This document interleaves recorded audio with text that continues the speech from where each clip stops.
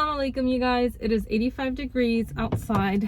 My windows are shut because I don't want it to be noisy. My AC is farting on me, so my AC doesn't work. So basically I'm like dying inside this car.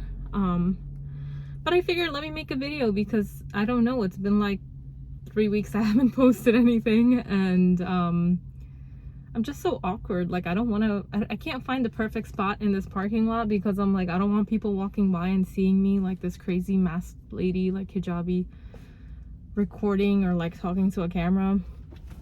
So it always takes me so long to find a place where I'm comfortable, and even now I'm kind of like in the middle of nowhere, but yeah, whatever. Anyway, I hope you guys are all doing well, inshallah. So basically Friday, July 19th, my husband, myself, and my child were on the way on the highway about to start our weekend when my husband got a call from his company, basically his recruiter, telling him that that day was going to be his last day of work, and basically he was terminated and he's been unemployed now. It's just crazy because in the weeks leading up to it, my husband kept saying, like, I have a feeling this is gonna happen, they're gonna lay me off. It's because initially when he was working at this place, his manager was a really nice lady, and then they eventually transferred him to this guy who is just has a very bad attitude. He's very rude, he's always yelling at the employees, and he's always cursing and all that. And this manager was always like hinting towards my husband, I guess, that he doesn't like him, and he was like kind of telling him like, yeah, you might get a warning from me once, but next time you're gonna hear from your company, because he's a contractor. And my husband asked him, like, what's the issue, like, is there a problem with my work, what don't you like? And he had nothing to say, but he had pulled him aside once saying that he didn't like his work, but he never pointed out what he didn't like about his work or what the issue was. So the conclusion that we came down to was that he's just racist. And you know, I thought it was really rude that they waited until the day was over and then they got his company to call him and tell him that he's basically fired. They did not have the courtesy to tell him to his face, or to tell him at the, I don't know, before he left work, if not in the beginning of the day, or to give him 2 weeks, a 2-week notice. Like, just give him a 2-week notice. Like, when it comes to us, like the employees, if we want to switch jobs or quit or whatever, we're expected to give a 2-week notice, right? But when it comes to them, it seems like there's no courtesy. It's just, yeah, today was your last day, you're fired, that's it.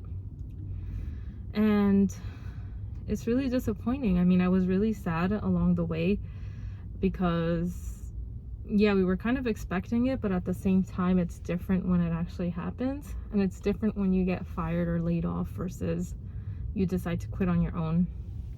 I mean, I was telling my husband a while back even, like, hey, go to HR, tell them, show them everything. He was like, no. He was trying to extend his time there.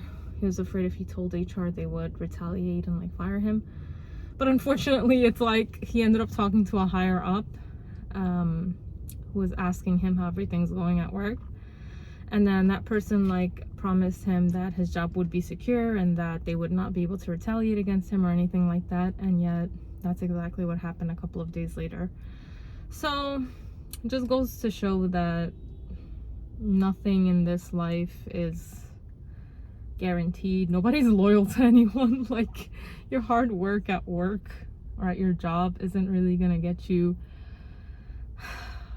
as far as you would hope. I mean, it really depends on the work environment and the people there, because they make or break a company. And if you have a toxic work environment or toxic, like, bosses or coworkers, it's not going to be a fun place to work at anyway. But it's sad because it was an amazing company and he loved it and he loved everyone there. It's just this one manager was a horrible guy, and everyone, even people who aren't under that guy, the people who just see him at meetings and stuff, they're all like, oh my god, he's a horrible person and we hate him, and we feel bad for everyone who's working under him. But you know, it's really important as Muslims, especially, I feel like, to have your own business or have your own way of making money, because unfortunately a lot of times people can be racist or they can discriminate and fire you for no reason. And I just really felt bad for my husband because he's a hard worker, and he really liked that place. He really liked his co-workers, and I hadn't seen him that happy in a long time. So I just feel like this guy ruined it. It's been some time now, 11 days, almost 2 weeks since this happened. So like, we don't feel as sad. We know it's qadr of Allah, it's from Allah. It was in our nasib, and we know that this is just an excuse, him getting fired, and inshallah a better door will open for him, a better job, better opportunity. And it is what it is, but it did sting a little, you know, as it was happening. And I think it is important for Muslims to, if you don't have your own business or something, at least like work on finding ways to make money or do something for yourself, because they can fire you at any moment, and that's it. Like, you still have your bills, you still have to put food on the table, and you still have to pay your rent and everything, but you just don't have money. You know, like, you don't have a job, you don't have a steady income stream. But I know that's a lot easier said than done. It's not very easy to have a business that comes with its own set of headaches and everything, but just being your own boss is what I mean.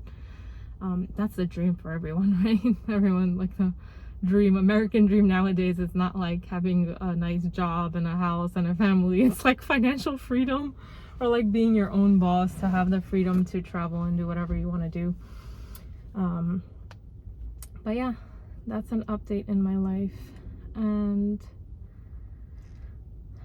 you know, it is what it is. I hope things are better with you guys.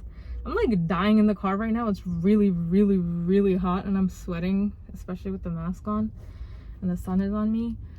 But I hope you guys are doing well, inshallah. And I was thinking, like, there are so many people like commenting on that istighfar video saying that they can't hear what I'm saying and my voice is low and whatever, and I kept telling them, hey, just click the subtitles please. I'm sorry that I wasn't talking loud enough.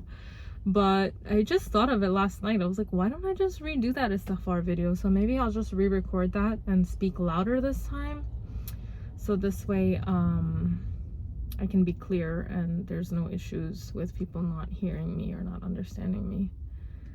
Yeah, oh my god, why did that person just look at me like they know me, and they look like someone I know in the car? Anyway, I hope you guys are doing well. I hope to catch up with you guys soon, inshallah, and I hope you're enjoying your summer. Assalamu aleikum. Bye.